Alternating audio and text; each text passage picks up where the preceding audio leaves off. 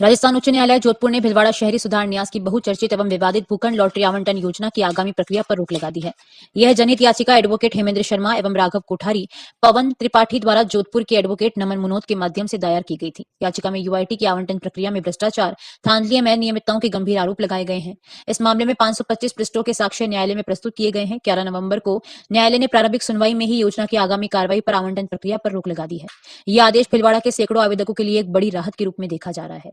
जैसा कि शहर में सर्वविदित है कि नगर विकास न्यास भिलवाड़ा द्वारा कुछ समय पूर्व भूखंड आवंटन बाबत एक जो योजना निकाली थी, उसमें सर्वप्रथम सामान्य रूप से ऑफलाइन फॉर्म आवेदित किए गए थे।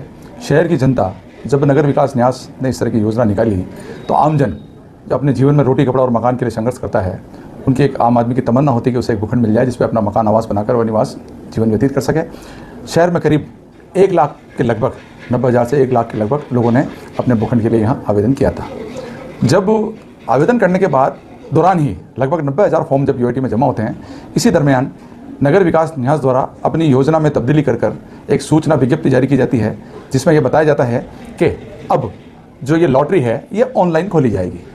शहर के जो निवासी हैं, जो आवेदक थे, उनके मन में एक शंका आई कि जब ऑफलाइन हमसे फॉर्म लिए गए तो ऑनलाइन ये लॉटरी क्यों निकाल रहे हैं। इस बाबत हमने पूर्व में भी नगर विकास न्यास के समक्ष जाकर इस तरह का हमारा ऑब्जेक्शन जो था वह उनको बताया और उनको कहा, हमने इस पर बिल्कुल ऑब्जेक्शन उठाकर उनको सूचित किया कि आप जब ऑफलाइन फॉर्म ले रहे हैं तो ऑनलाइन लॉटरी नहीं निकाल सकते हैं और इसमें हमें पूरी आशंका है या इसमें गड़बड़ी होने की आशंका है। तो ये आश्वस्त किया गया कि इस तरह की नहीं होगी।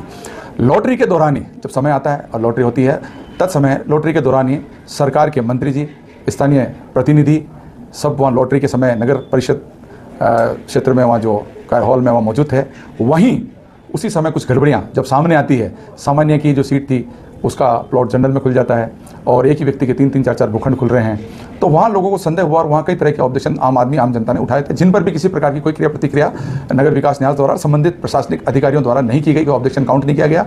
और जिस तरह का सॉफ्टवेयर इन्होंने यूज़ किया वह प्रमाणिक नहीं था। हमने बार बार कहा कि आप जो सॉफ्टवेयर यूज़ कर रहे हैं उसकी प्रमाणिकता बाबत आम जन को अपने कॉन्फिडेंस में लें, उन्हें बताएं कि ये। और दूसरी बात, इस तरह की कोई लॉटरी जब कोई भी नगर विकास न्यास परिषद या कोई संस्था जब इस तरह का आयोजन करती है तो पहले उसका एक डेमो दिया जाता है। आपने कोई डेमो नहीं दिया।